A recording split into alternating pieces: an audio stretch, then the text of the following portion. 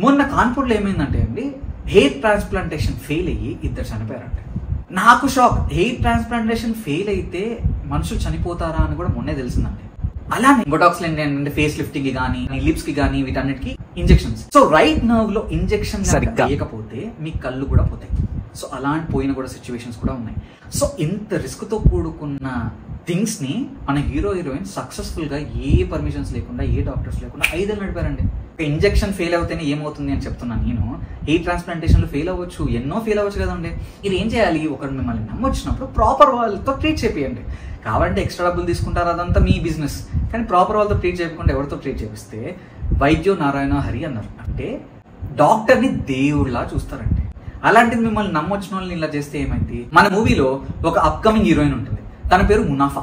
మునాఫా ఏంటంటే నేను హీరోయిన్ అయిపోవాలి అని ఎన్నో ఆశలతో మన ఖడ్గ మూవీలో సంగీత లాగా వచ్చే హీరోయిన్.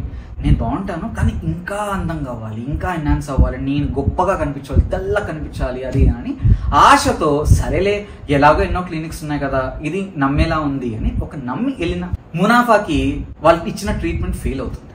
ఆ ఫెయిల్ అవ్వడం వల్ల మొహం మొత్తం చెడిపోతుందండి. మొహం మొత్తం పాడైపోయి ఎన్నో కోరికలతో సిటీకి వచ్చి నేను ఒక సూపర్ స్టార్ అయిపోతాను, ఒక శ్రీదేవి, ఒక ఐశ్వర్య రాయ్ ఇలా ఫేమస్ అయిపోతాను అని ఎన్నో ఆశలతో కొన్ని లక్షల మంది కృష్ణానగర్ దగ్గర ఉన్నట్టు తను కూడా వచ్చింది. కానీ ఆ ఆశలు 2 నిమిషాలు కూడా లేదు, ఆవిరైపోయి. సరే ఫస్ట్ ఫెయిల్ అయింది, మళ్ళీ వెళ్తే అలా ఇలా మాకేం సంబంధం లేదు అది ఇది అనేసరికి డబ్బులు పోయాయి, ఫేసు పాడైపోయింది, కెరీర్ నాశనం. తనకప్పుడు ఒక 4 ఆఫర్లు ఉన్నాయండి చేతిలో. ఈ దెబ్బతో 4 ఆఫర్లు డౌన్. ఇలా కాదు అని మునాఫా కోట్ల చుట్టూ తిరిగి ఆ ప్లేయర్స్ క్లినిక్ కి మెట్లెక్కి దిగి ఏమైపోయిందంటే, వాళ్ళు మేమేం చేయలేము, మేము కరెక్ట్ గానే చేసాము, మేము ఆల్రెడీ చేసాము, నీకు వర్కౌట్ అవ్వకపోతే మాకేం సంబంధం అని చెప్పి తిరిగి చేశారు. వాళ్ళు కూడా ఇప్పుడు ఎవడో గట్టోడు తగిలితే ఏమైనా చేయగలరు. చిన్న అమ్మాయి మహా అంటే ఏం చేస్తుంది, కోర్టుకి ఎక్కుతుంది. ఎన్ని సంవత్సరాలు, ఎన్నో పెద్ద పెద్ద కేసుల్లోనే ఎంతో మంది చితకలబడి లాస్ట్ కొన్ని సంవత్సరాలైనా న్యాయం జరగక, కొన్ని సంవత్సరాల తర్వాత న్యాయం జరిగినా ఏం ప్రయోజనం?